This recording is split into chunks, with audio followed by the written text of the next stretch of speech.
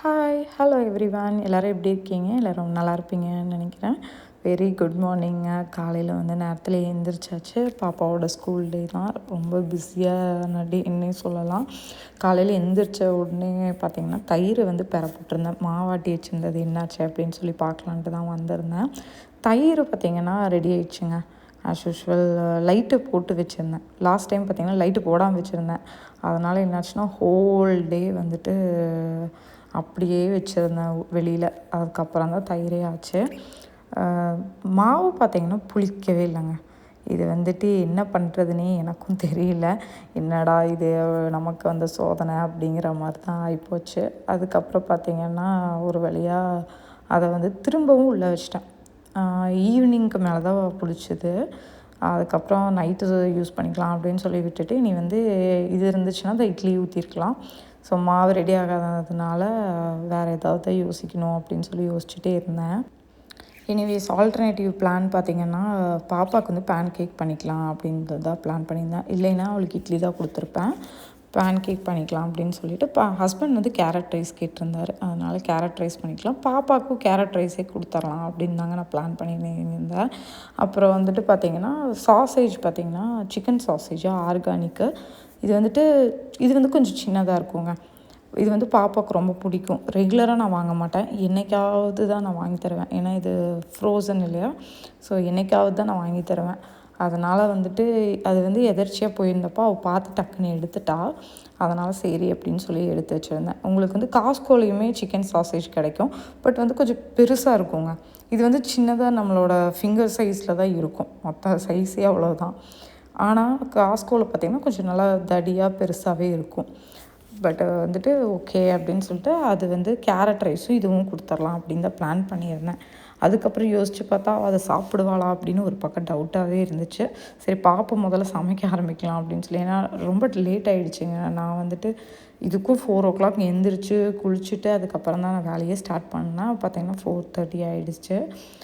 முட்டை வந்தவுடனே எப்போவுமே காலையில் இந்த 1 வீக் மட்டும்தாங்க எக்கெல்லாம் சாப்பிடுவோம். அடுத்த வாரம் பார்த்திங்கன்னா நான் கொலு வைப்பேன். அதனால் நான்வெஜ்ஜெலாம் எடுக்க மாட்டோம். சரி இந்த வீக் மட்டும் சாப்பிட்டுக்கலாம், வாங்கி வச்சிருந்த எக்கு காலி பண்ணிடலாம் அப்படின்ட்டு தான் பிளானு. ஸோ டெய்லி 3 பேர்த்துக்கும் ஆளுக்கு ஒரு எக் இருக்குது. காலையில் எழுந்திரிச்சோடனே எக்கை எடுத்து போட்டுட்டேன் பாயிலிங்க்கு. சுண்டல் வெள்ளை சுண்டல் நைட்டு கொஞ்சமாக ஊற வச்சுருந்தேங்க. ஆக்சுவலாக ஈவினிங்க்காக ஊற வச்சுருந்தேன் நேற்று. ஈவினிங் செய்யலை. கொஞ்சம் கம்மியாக தான் ஊற வச்சுருந்தேன். ஸோ 3 பேர் சாப்பிட்றதுக்கு கண்டிப்பாக அது பத்தாது. ரொம்ப கம்மியாக தான் இருந்துச்சு. 1 கப் தான் போட்டிருந்தேன். 1 கப்னால் சின்ன கப்பில் 1 கப் தான் போட்டிருந்தேன். அதனால் ஓகே இதை வேறு எதுக்காவது யூஸ் பண்ணிக்கலாம் அப்படின்னு சொல்லி அதையும் வேக வச்சிடலாம். ஏன்னா வேக வைக்காமல் இருந்தோம்னா தாங்க சமைக்கிறதுக்குலாம் லேட் ஆகும். எதையாக இருந்தாலும் நம்ம முன்னாடி பண்ணி வச்சுட்டு அதுக்கப்புறம் யோசிச்சுக்கலாம் அப்படின்னு சொல்லிட்டு தான் இப்படி தாங்க நைட்டு ஒன்று பிளான் பண்ணுவேன். காலையில் ஒன்று நடக்கும். அதுதான் இங்கேயும் நடந்துச்சு இன்றைக்கி. பட் அதுவும் வேக வச்சு தனியாக எடுத்துக்கிட்டேன். வெங்காயம் கட் பண்ணிவிட்டு அதுக்கப்புறம் பார்த்திங்கன்னா 2 பச்சை மிளகா. கேரட் ரைஸ்க்கு தக்காளி யூஸ் பண்ண வேண்டாங்க. பட் இந்த மாதிரி நான் சொல்கிற மெத்தடில் பண்ணிங்கன்னா ரொம்பவே டேஸ்ட்டாக இருக்கும். கேரட் ரைஸை விட கொஞ்சம் இன்னும் டேஸ்ட் என்ஹான்ஸ்டாக இருக்கும். நான் என்னென்ன ஆட் பண்ணுறேன் அப்படிங்கிறத வீடியோ கடைசி வரைக்கும் பாருங்கள். கேரட் உங்களுக்கு துருவறக்கு டைம் இல்லை அப்படின்னா இந்த மெத்தடு ட்ரை பண்ணி பாருங்கள். உங்கள்கிட்ட வேறு எதுவுமே இல்லை, அதாவது வெஜிடபிள் கட்டர்ஸோ அதெல்லாம் எதுவுமே இல்லை அப்படிங்கிற பட்சத்தில் கேரட்டில் மேலே கீழே கட் பண்ணிவிட்டு தோலை சீவிக்கிங்க. சீவிட்டு வாஷ் பண்ணி ரவுண்டாக கட் பண்ணி ஒரு மிக்ஸி ஜாரில் போட்டுட்டு ஒரு 2-3 பல்ஸ் விட்டிங்க அப்படின்னா அது பொடி பொடி ஆயிரும். தண்ணி விடக்கூடாது. அங்கங்கே ஸ்டக் ஆகி நிற்கும். நீங்கள் லைட்டாக எடுத்து விட்டு ஒரு 2-3 பல்ஸ்லேயே அது ரெடி ஆகிடுங்க. அவ்வளோதான். அதை ரெடி பண்ணி தனியாக எடுத்து வச்சுக்கிட்டேன் நான். ஒரு கடாயில் ஒரு 3 ஸ்பூன் நல்லெண்ணெய் விட்டுக்குங்க. மோஸ்ட்டாக இந்த மாதிரி தாளிக்கிற மாதிரி இருக்க சாப்பாடு எல்லாத்துக்குமே நல்லெண்ணெய் ரொம்ப நல்லாயிருக்கும். நான் மோஸ்ட்டாக நல்லெண்ணெய் தான் யூஸ் பண்ணுவேன். ஏதோ ஒரு சில ஐட்டம்ஸ்க்கு மட்டும்தான் நான் கோகோனட் ஆயில் யூஸ் பண்ணுவேன். அவியலெல்லாம் செஞ்சோம் அப்படின்னா. ஸோ ஒவ்வொரு ஃபுட்டுக்குமே நான் எண்ணெய் சேஞ்ச் பண்ணிப்பேன். ஒவ்வொரு மந்த்லேயுமே எண்ணெய் மாற்றி மாற்றி தான் யூஸ் பண்ணுவேன். இப்போ ஒரு கடாயில் எண்ணெய் ஊற்றிட்டு கடுகு போட்டு பொரியட்டுங்க. கடுகு பொரிஞ்சதுக்கப்புறம் பார்த்திங்கன்னா கருவேப்பிலை போடுவேன். கருவேப்பிலை போட்டுட்டு அதுக்கப்புறம் நம்ம கட் பண்ணி வச்சுருக்க வெங்காயம், பச்சை மிளகா இதெல்லாம் வந்து ஆட் பண்ணி நல்லா வணக்கணுங்க. ஓரளவுக்கு நல்லா வணக்கிட்டு இந்த ரைஸ்க்கு பார்த்திங்கன்னா தக்காளி தேவையில்லைங்க. தேவையான அளவுக்கு உப்பு கொஞ்சம் வணங்கினதுக்கப்புறம் தேவையான அளவுக்கு கொஞ்சம் உப்பு ஆட் பண்ணிவிட்டு உருளைக்கிழங்கு ஒரே ஒரு உருளைக்கிழங்கு வந்து நல்லா பொடி பொடியாக கட் பண்ணி நான் ஆட் பண்ணிக்கிறேன். அதுக்கப்புறம் பார்த்திங்கன்னா இஞ்சி பூண்டு பேஸ்ட்டு. ஏன்னா உருளைக்கிழங்கு வந்து கேரட் வந்து நீங்கள் ஆல்ரெடி கிரைண்ட் பண்ணிட்டீங்க இல்லையா, அதனால் வந்துட்டு அது வேகிறதுக்கு டைம் ஆகாது. ஆனால் உருளைக்கிழங்கு வந்து டைம் ஆகும். ஸோ அதனால தான் நான் உருளைக்கிழங்கு இஞ்சி பூண்டு பேஸ்ட்டும் போட்டு அதை நல்லா லைட்டாக அந்த பச்சை வாசம் போகிற வரைக்கும் குக் பண்ணிடுங்க. குக் பண்ணதுக்கு அப்புறமா நீங்கள் வந்து தண்ணி ஊற்றி 2 நிமிஷம் அந்த உருளைக்கிழங்கு வந்து வேகிறதுக்கு விடுங்க. ஒரு 2 நிமிஷங்க. அது ஓரளவுக்கு இந்த 1க்கு 2ஆக வேகும் பார்த்திங்களா, அந்த மாதிரி வெந்ததுக்கப்புறமா கேரட்டு நம்ம வந்து துருவி வச்சுருக்கிறோமோ இல்லை நீங்கள் சாப் பண்ணி ஏதாவது பண்ணியிருக்கீங்கன்னா அந்த மாதிரி கேரட்ஸை வந்துட்டு ஆட் பண்ணிக்கோங்க. இல்லை நீங்கள் சாப் பண்ணி ஆட் பண்ணிங்கன்னா உருளைக்கிழங்கும் கேரட்டும் வேகிறதுக்கு வந்து ஈவன் டைம் இருக்கும். ஸோ அப்போ கூட நீங்கள் தண்ணி ஊற்றி இது பண்ணிக்கலாம். நான் லைட்டாக தான் தண்ணி ஊற்றினேன். இதில் வந்து ஒரு 1/2 டேபிள் ஸ்பூன் சீரகத்தூளுங்க, இதெல்லாம் ஆட் பண்ணிவிட்டு சீரகத்தூள் வந்து 1/2 ஸ்பூன் ஆட் பண்ணிக்கோங்க. அதுக்கப்புறம் பார்த்திங்கன்னா ஒரு இத்தினோடு மஞ்சத்தூள், மிளகாத்தூள், அதுக்கப்புறம் பார்த்திங்கன்னா மல்லி, இது எல்லாத்தையும் நீங்கள் ஆட் பண்ணிவிட்டு லைட்டாக அந்த பச்சை வாசம் போகிற வரைக்கும் அதை நல்லா குக் பண்ணுங்கள். மூடி வச்சு நீங்கள் குக் பண்ணிங்கன்னா சீக்கிரமாக குக் ஆகிடும். ஸோ மூடி வச்சு நீங்கள் குக் பண்ணுங்கள். அந்த சைடு பார்த்திங்கன்னா அந்த உருளைக்கிழங்கு வேகிறதுக்குள்ளே பாப்பாவுக்கு பிரேக்ஃபாஸ்ட் நான் ரெடி பண்ணி ஆகணும். அவளுக்கு பேன் கேக் தான் பண்ணேன். லாஸ்ட்டாக வந்து கொஞ்சமாக நான் வச்சுருந்த கேரட்டு, ஓட்ஸு 1/2 கப்பு, கொஞ்சம் மில்க்கு, இதை மட்டும் ஆட் பண்ணி ஃபஸ்ட்டு வந்துட்டு பல்ஸு நல்லா வந்து குக் பண்ணி அரைச்சி எடுத்து வச்சுக்கோங்க. அதுக்குள்ளே அதை அரைச்சி நான் எடுத்து வச்சிட்டேங்க. அந்த கேப்பில் பார்த்திங்கன்னா சன்னா வந்து நான் வேக வச்சுருந்தேன் இல்லையா, அதில் கொஞ்சமாக அதில் சன்னா வந்துட்டு ஆட் பண்ணிக்கிட்டேன் கேரட் ரைஸில். பட் இதில் என்ன ஆச்சு அப்படின்னு பார்த்திங்கன்னா, அந்த ஒயிட்டு கலர் சன்னா தான், அதாவது சுண்டல், வெள்ளை சுண்டல் ஆட் பண்ணியிருக்கிறதுனால ரொம்ப டேஸ்ட்டாக இருந்துச்சுங்க. இது வந்துட்டு நான் எதிர்பார்க்கவே இல்லை. காரம் பார்த்திங்கன்னா ரொம்ப மைல்டாக தான் போட்டிருந்தேன். மிளகாத்தூள் ஆகட்டும், பச்சை மிளகா ஆகட்டும், ஒரே ஒரு பச்சை மிளகா 2 பச்சை மிளகா தான் ஆட் பண்ணியிருந்தேன். இத்தினூண்டு தான் நான் வந்துட்டு மிளகாத்தூள் போட்டிருந்தேன். அதனால் வந்து காரம் அந்த அளவுக்கு இல்லை, கரெக்டாக இருந்துச்சு. நான் சாதம் போட்டு பரட்டும் போது தேவையான அளவுக்கு உப்பு போட்டுட்டு கொத்தமல்லி தழை போட்டு நல்லா க்ளோஸ் பண்ணிடுங்க. கொத்தமல்லி தழை போட்டு நீங்கள் க்ளோஸ் பண்ணிட்டீங்க அப்படின்னா அந்த ஸ்மெல் வந்துட்டு உங்களுக்கு கொத்தமல்லியோட அந்த ஸ்மெல் வந்து வெளியில் போகாதுங்க. எப்போவுமே எந்த ஃபுட்டுக்கு நீங்கள் கொத்தமல்லி போட்டாலும் கொத்தமல்லி போட்டுட்டு மூடி வச்சு வணக்கி அரைக்கிறது வந்து வேறு, சட்னி வேறு.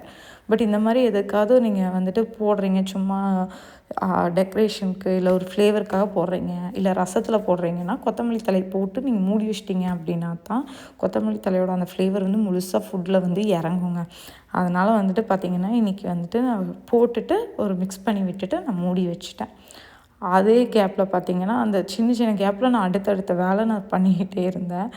இதில் பார்த்திங்கன்னா இது பேன் கேக் பாப்பாவுக்கு பண்ணிடலாம் அப்படின்னு சொல்லிட்டு தான், அவளுக்கு கீ தான் போட்டு தான் பேன் கேக் பண்ணுவேன். ஆயில் மோஸ்ட்டாக நான் போட மாட்டேன். கீ போட்டு பேன் கேக் பண்ணிவிட்டு ஸ்வீட்டுக்கு பார்த்திங்கன்னா நான் டேட் சிரப் பண்ணி வச்சுருந்தேன் இல்லையா, அதை வந்துட்டு அவளுக்கு பேக் பண்ணிக்கலாம் அப்படின்னு சொல்லி தான் பிளான் பண்ணியிருந்தேன். கேரட் ரைஸ்க்கு வந்துட்டு வெறும் கேரட்டை மட்டும் யூஸ் பண்ணுறதுக்கு, அதாவது கொஞ்சம் ஹெல்த்தியாக நல்லா ஒரு ப்ரோட்டீன் ரிச் வேணும் அப்படின்னா இது வந்து நிஜமாகவே ஒர்த்துங்க. நான் வந்து சுண்டல் போட்டிருக்கேன். அதுக்கப்புறம் பார்த்திங்கன்னா உருளைக்கிழங்கும் இருக்குது, காப்ஸ் இருக்குது, ப்ரோட்டீன்ஸ் இருக்குது, கேரட் இருக்குது. ஸோ இத்தனையும் இருக்கிறதுனால ஆஃப்டர்நூன் மீல் வந்து கொஞ்சம் நல்லாயிருக்கும் அப்படின்னு ஃபீல் ஆச்சு. பட் நிஜமாகவே இந்த டேஸ்ட்டு சூப்பராக இருந்ததுங்க. மறக்காமல் ட்ரை பண்ணி பாருங்கள். உங்களுக்கு வெள்ளை சுண்டல் இல்லை அப்படின்னா அதே இதில் வந்து கருப்பு சுண்டலும் ஆட் பண்ணலாம். ஃப்ளேவர் வந்து அந்தளவுக்கு சேஞ்ச் ஆகாது. இதுலேயும் நீங்கள் ஆல்டர்னேட்டிவ் கூட பண்ணலாங்க. பச்சை பயிறு முளை கட்டி வச்சு அதை கூட ஸ்டீம் பண்ணி நீங்கள் போட்டுக்கலாம். இதை வந்துட்டு ஆல்டர்னேட்டிவாக இந்த 3ஐயும் நீங்கள் மாற்றி கூட இந்த ரைஸில் வந்து மிக்ஸ் பண்ணி கொடுக்கலாம். பேன் கேக் ரெடி ஆகிறதுக்குள்ளே பார்த்திங்கன்னா அவளுக்கு வந்து சாசேஜ் இன்னொரு பக்கம் வச்சுட்டேன். சாசேஜ் எப்படின்னு பார்த்திங்கன்னா நான் வந்து முழுசாகவே வச்சு அதை வந்து ரொட்டேட் பண்ணி நான் குக் பண்ணுவேன். பட் வந்துட்டு நிறைய பேர் வந்து கட் பண்ணிவிட்டு சும்மா பேனில் போட்டு மிக்ஸ் பண்ணி கூட கொடுக்கலாம். நான் வந்து அதை ப்ரிஃபர் பண்ணுறது இல்லைங்க. நான் வந்து முழுசாக வேக வச்சுட்டு நீட்டாக எடுத்து நான் கட் பண்ணிக்குவேன் சின்ன சின்னதாக. ஏன்னா எனக்கு கட் பண்ணி போடும்போது என்னென்னா நல்லாவே பேனில் வந்து ஒவ்வொரு பீஸும் ஒட்டிக்குங்க. அப்போ நிறைய வேஸ்ட் ஆகிற மாதிரி இருக்கும். அப்புறம் பேனே வந்துட்டு ஸ்பாயில் ஆயிடுது. இது ஒரு ப்ராப்ளம் வந்து, ஏன்னா நான் ஸ்டெயின்லெஸ் ஸ்டீல் தான் யூஸ் பண்ணுறேன். என்கிட்ட நான்ஸ்டிக் பேனே எதுவுமே இல்லை. அதனால் வந்துட்டு இந்த ஒரு பிரச்சனை இருக்குது. அயன் கடாய் வந்து நான் ஒன்று தான் வச்சுருக்கேன். அதில் நான்வெஜ் நான் குக் பண்ணவே மாட்டேன். இந்த கேப்பில் பார்த்திங்கன்னா இது ரெண்டையும் அவளுக்கு பிரேக்ஃபாஸ்ட் வந்து பேன் கேக் ரெடி பண்ணியாச்சு. லஞ்சுக்கு வந்துட்டு கேரட் ரைஸ் ரெடி பண்ணிக்கிட்டேன். இன்னொரு பக்கம் பார்த்திங்கன்னா சாசேஜும் ரெடி ஆயிடுச்சு. கேரட் ரைஸ்க்கு பார்த்திங்கன்னா உப்பு வந்துட்டு செக் பண்ணிவிட்டு நான் போட்டுட்ருந்தேங்க. அதுக்கப்புறம் பார்த்திங்கன்னா கடைசியில் உங்களுக்கு வேணும்னா சொல்கிறேன், ஒரு 1/4 டீஸ்பூன் வந்துட்டு கரம் மசாலா ஆட் பண்ணிக்கோங்க வேணும்னா. அது வந்து ஆப்ஷனல் தான். நான் வந்து லைட்டாக வந்து ஆட் பண்ணியிருந்தேன். எனக்கு வந்து அந்த ஃப்ளேவர் இருந்தால் நல்லா இருக்குமே அப்படின்னு தோணுனதுனால ரைஸ் போட்டுட்டு அது மேலே ஒரு ஸ்பூன் கீ வந்து ஆட் பண்ணிக்கோங்க. சாதத்தை வந்துட்டு அதுக்கப்புறம் பார்த்திங்கன்னா லைட்டாக கிளறி விட்டாச்சு. இது கிளறி விட்டுட்டு அதுக்கு அடுத்தது பார்த்திங்கன்னா டிஃபனில் பேக் பண்ணுறது தான். எல்லாத்தையும் நான் செஞ்சு தனித்தனியாக எல்லாம் எடுத்து வச்சிட்டேங்க. அதனால் வந்துட்டு இப்போ இனி வந்து பேக் பண்ண வேண்டியதான். மணி பார்த்திங்கன்னா 5:54 ஆயிடுச்சு. 6:15 வந்து பாப்பா வந்து வீட்டிலேருந்து கிளம்பணுங்க. இருக்கிறதுலே பெரிய டாஸ்க். அதனால தான் ஒவ்வொரு ஸ்கூல் ஒவ்வொரு மாதிரிங்க. இங்கே வந்துட்டு அவங்க டைமிங் எங்களுக்கு சொன்னதே அதுதான். மெயினாக வந்து ஹஸ்பண்டுக்கு வந்து மீட்டிங் வந்து 7 o'clock ஸ்டார்ட் ஆகிடும். ஸோ அவர் தான் கொண்டு போய் விடணும் அப்படிங்கிறதுனால அவர் விட்டுட்டு திரும்ப வீட்டுக்கு வந்து அவர் மீட்டிங் அட்டன் பண்ணணும் இல்லையா. அதனால தான் அவங்க வந்துட்டு சரி 6:30 ஓகே அப்படின்னு சொல்லி போட்டிருந்தோம். மார்னிங் பிரேக்ஃபாஸ்ட்டுக்கு பார்த்திங்கன்னா பேன் கேக்கு கொஞ்சம் ஆப்பிள்ஸ் வச்சுருந்தேன், டேட்ஸு இதை மட்டும் வச்சு மார்னிங் பிரேக்ஃபாஸ்ட்டுக்கு வந்துட்டு அவளுக்கு ஒரு பாக்ஸ் வந்து ரெடி பண்ணிட்டேன். அவளுக்கு எவ்வளோ பாக்ஸ் அப்படின்னு பார்த்திங்கன்னா மார்னிங் பிரேக்ஃபாஸ்ட்டுக்கு வந்துட்டு ஒரு பாக்ஸு, மத்தியானம் லஞ்சுக்கு ஒரு பாக்ஸு. இது ரெண்டுக்கும் இடையில பார்த்திங்கன்னா 2 ஸ்நாக்ஸ் கேப் இருக்குது. எக்ஸ்ட்ரா வந்து அவங்க கொடுத்து விட சொல்லியிருக்காங்கங்க. எக்ஸ்ட்ரா ஒரு ஸ்நாக்ஸு. சப்போஸ் குழந்தைங்களுக்கு வந்து ஈவினிங் நாங்கள் போய் பிக்கப் பண்ண லேட் ஆச்சு அப்படின்னா அவங்களுக்கு பசிச்சுதுன்னா கொடுக்கறதுக்கு வேணும் அப்படின்னு சொல்லி கேட்டிருந்ததுனால நான் 3 ஸ்நாக்ஸ் பாக்ஸ் வந்து பேக் பண்ண போகிறேன். இந்த மாதிரி பாக்ஸில் வந்து கண்டிப்பாக நேம் ஒட்டி லேபிள் பண்ணி கொடுக்கணும். அதனால் வந்துட்டு நான் ஆல்ரெடி வாங்கி வச்சுருந்ததுனால லேபிள் பண்ணிட்டேன். 2 டிஃபன் பாக்ஸ் இருக்கிறதுனால எது பிரேக்ஃபாஸ்ட்டு எது லன்ச்சு அப்படின்னு தெரியாது இல்லையா அவங்களுக்கு. அதனால் நான் வந்து எது பிரேக்ஃபாஸ்ட்டு எது லன்ச் பாக்ஸு அப்படின்னு நான் எழுதி கொடுத்துருந்தேன். பிரேக்ஃபாஸ்ட் பேக் பண்ணிவிட்டு லன்ச் பார்த்திங்கன்னா முட்டை வந்து வேக வச்சுருந்ததவே நான் மறந்துட்டேங்க. அதுக்கப்புறம் தான் ஞாபகம் வந்துச்சு அடடா அப்படின்னு சொல்லி. ஏன்னா முட்டை வந்துட்டு ஆல்டர்னேட்டிவாக நான் அவளுக்கு கொடுப்பேன். எப்படின்னா ஒன்று காலையில் பிரேக்ஃபாஸ்ட்லேயோ இல்லை மத்தியானம் லன்ச்லேயோ வந்து கண்டிப்பாக ஒரு எக் இருக்கும்.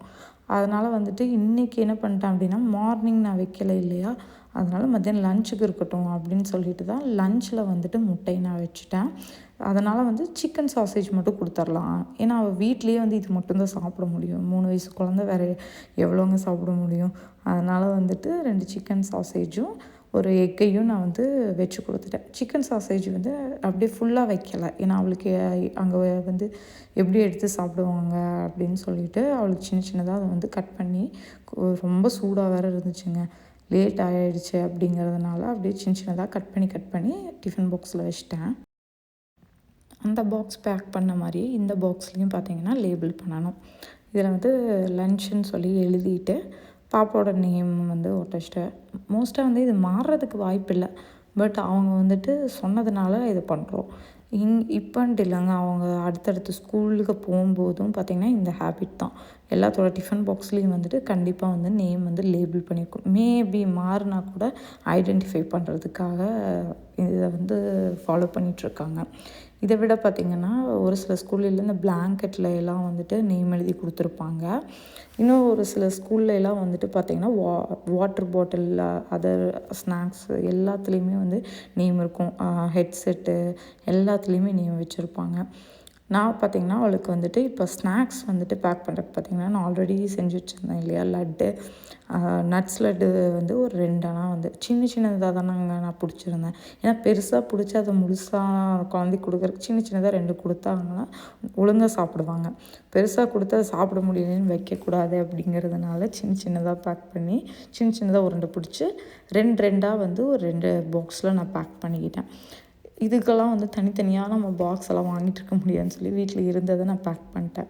சப்போஸ் அவளுக்கு வந்து எக்ஸ்ட்ரா அவங்க கேட்டிருந்த ஸ்நாக்ஸுக்கு வந்து பார்த்திங்கன்னா, நான் காஸ்கோவில் வந்துட்டு நான் இந்த கேக் வந்து வாங்கியிருந்தேங்க, மறந்துட்டேன் சொல்கிறதுக்கு. இது வந்து டீலில் போட்டிருந்தாங்க. சரி, மஃபின்ஸ் வந்து அவளுக்கு ரொம்ப பிடிக்கும்.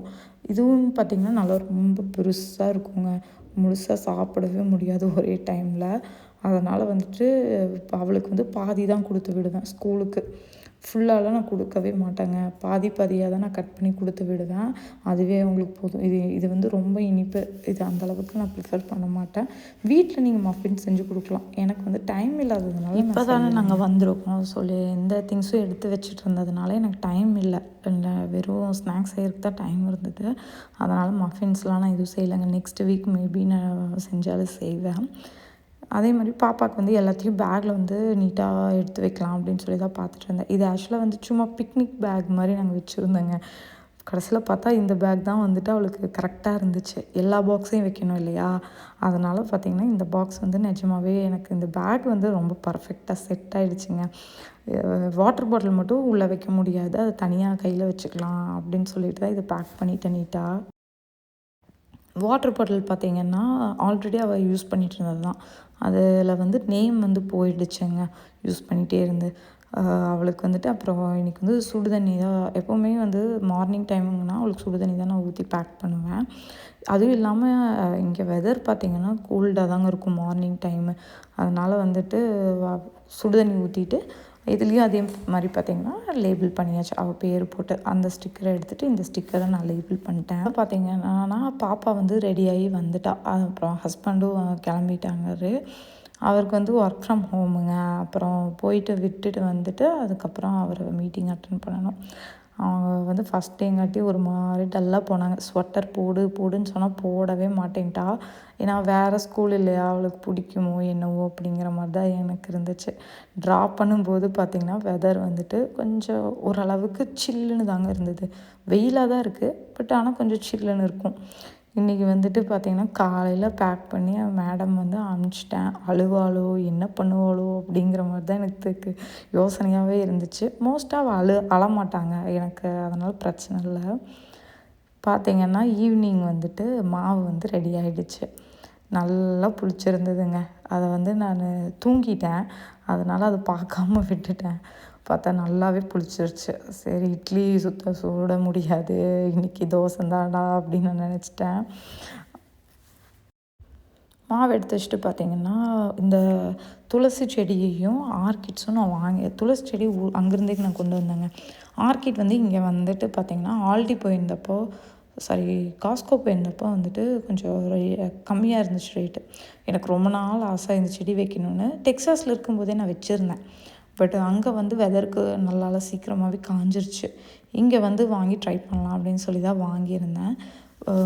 துளசி செடி பார்த்திங்கன்னா வெளியில் வச்சுருந்து ஒரு மாதிரி காஞ்சிருந்தது இல்லையா, அதுக்கப்புறம் வந்து தண்ணி ஊற்ற மண் வந்து கீழே அப்படியே போகுங்க. அதனால் வந்துட்டு மேலே மண் இல்லாத மாதிரி இருந்தது. அதனால் அதில் ஒரு 2 கப் மண் எடுத்து போட்டு வைக்கலாம் அப்படின்னு சொல்லி தான் அதில் மண் போட்டுட்டு, ஆர்கிட்ஸ் வந்துட்டு உள்ளே 2 இதாக இருந்தது. ஆக்சுவலாக அதே பாட்டில் கூட வச்சுருக்கலாம். நான் வந்துட்டு வேறு பாட் மாற்றிடலாம், கொஞ்சம் பெரிய பாட்டில் வைப்போம் அப்படின்னு சொல்லி என்கிட்ட ஆல்ரெடி ஒரு பெரிய பாட்டு இருந்ததுங்க. அந்த பாட்டில் வந்துட்டு கொஞ்சமாக மண் போட்டுட்டு அதுக்கப்புறம் வந்து செடி தூக்கி வச்சுக்கலாம். ஏன்னா கண்டிப்பாக செடியில் வந்து மண் இருக்காது. அதனால் வந்துட்டு அதை அப்படியே எடுத்து வச்சுக்கலாம் அப்படின்னு சொல்லி தான் எடுத்துட்டேன். பார்த்திங்கன்னா நான் தூக்கி அப்படியே வச்சுட்டேங்க. வச்சுட்டு அதுக்கப்புறம் வந்து மேலே மண் போட்டு வைக்கணும் இல்லையா, அதில் வந்து அவ்வளோ தண்ணி இருந்துச்சுங்க. அவங்க ஆல்ரெடி கொடுத்துருந்ததில் மண்ணே இல்லை, வெறும் கட்டை கட்டையாக அந்த உட்டு அது மட்டும்தான் இருந்துச்சு. அவ்வளோ தண்ணி இருந்துச்சு. அதில் தண்ணியே ஊற்ற வேண்டாம் போல் இருக்குது செடியில், அந்தளவுக்கு அதில் தண்ணி இருந்துச்சு. ஆனால் அவ்வளோ தண்ணி வந்து இதுக்கு தேவைப்படாது, இதுக்கு கூலிங்காக இருந்தால் ஓகே தாங்க. ஆனால் இதில் வந்து என்ன பிரச்சனை அப்படின்னு பார்த்திங்கன்னா, மண் போட்டு அதை ஃபில் பண்ணுறதுக்குள்ளே நான் ஒரு வழி ஆயிட்டேன்னு சொல்லலாம். ஏன்னா செடி இலையெல்லாம் பார்த்திங்கன்னா இப்படி சைடில் வந்துருக்கிறதுனால உள்ளே வந்து மண் போட்டு நம்ம அமுத்தி விடணும். சின்ன பாட்டில் தானே வைக்கணும். இப்போ பெரிய பாட்டாக இருந்தால் தெரியாது, ஃபுல்லாக மண் போட்டு நடுவில் பறித்து விட்டு அப்படியே செடியோ தூக்கி உள்ளே வச்சு மூடிடலாம். பட் சின்ன பாட்டில் வைக்கிறங்காட்டி அதை ஃபில் பண்ணுறதுக்கு வந்து ரொம்பவே கஷ்டமாக இருந்துச்சு. அப்படியே கொஞ்சம் கொஞ்சமாக கையை விட்டு விரல் விட்டு அமுத்தி அமுத்தி ஃபுல்லாக மண் போட்டேன். ஏன்னா தண்ணி ஊற்ற ஊற்ற வந்து அந்த மண்ணெல்லாம் கீழே போகும் இல்லையா? அப்போ அதுக்கப்புறம் எக்ஸ்ட்ரா நம்ம போட்டுக்கலாம் அப்படின்னு தான் நான் பிளான் பண்ணியிருந்தேன். இது வந்துட்டு கரெக்டாக கிச்சனில் வைக்கிறதுக்கு தாங்க நான் வாங்கியிருந்தேன். இங்கே கரெக்டாக செட் ஆகிடுச்சு. துளசி செடி வந்துட்டு நான் வெளியில் வச்சுருந்தேன் இல்லையா? அதே மாதிரி அந்த செடியை கொண்டு வந்து உள்ளே திரும்ப வச்சுட்டேங்க சாமிக்கிட்டேயே. இன்னும் சாமி டேபிள் வந்து நான் வாங்கவே இல்லை. அங்கே டெக்ஸாஸில் இருந்த ட்ராவை வந்து நாங்கள் தூக்கி போட்டு வந்துட்டோங்க. ஏன்னா அது வந்துட்டு ரொம்ப ஹெவியாக இருக்கும், எங்களுக்கு வேண்டவே வேண்டாம் அப்படின்னு சொல்லி தான் தூக்கி போட்டு வந்துட்டேன். இங்கே வந்து ஏதாவது வாங்கிக்கலாம் அப்படின்னு தான் பிளானு. இப்போதைக்கு வெளியிலலாம் போக முடியலங்க. அதனால தான் நான் இன்னும் வாங்கலை. அதை வாங்கும்போது நான் உங்களுக்கு காட்டுறேன் எந்த மாதிரி வாங்குகிறேன் அப்படின்னு சொல்லிட்டு.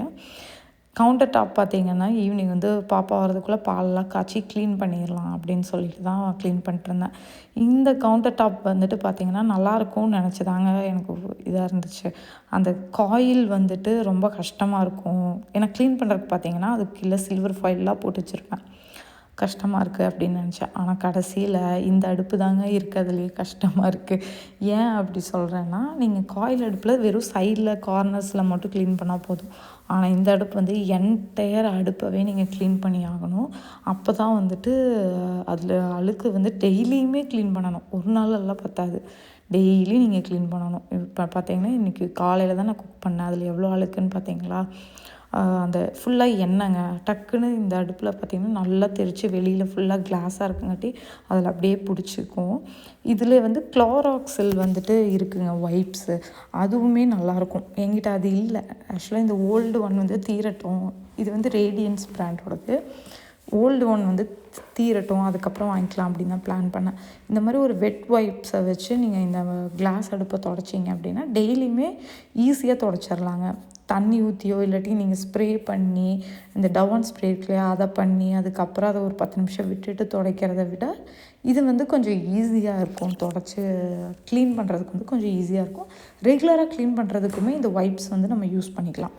ஹோப் உங்களுக்கு இந்த வீடியோ பிடிச்சிருந்ததுன்னா மறக்காமல் சேனலை சப்ஸ்கிரைப் பண்ணிடுங்க. பக்கத்தில் இருக்க பெல் ஐக்கானையும் கிளிக் பண்ணுங்கள். அப்போ தான் நான் போடுற வீடியோவோட நோட்டிஃபிகேஷன் உங்களுக்கு வரும். தேங்க்யூ ஃபார் வாட்சிங். பாய்.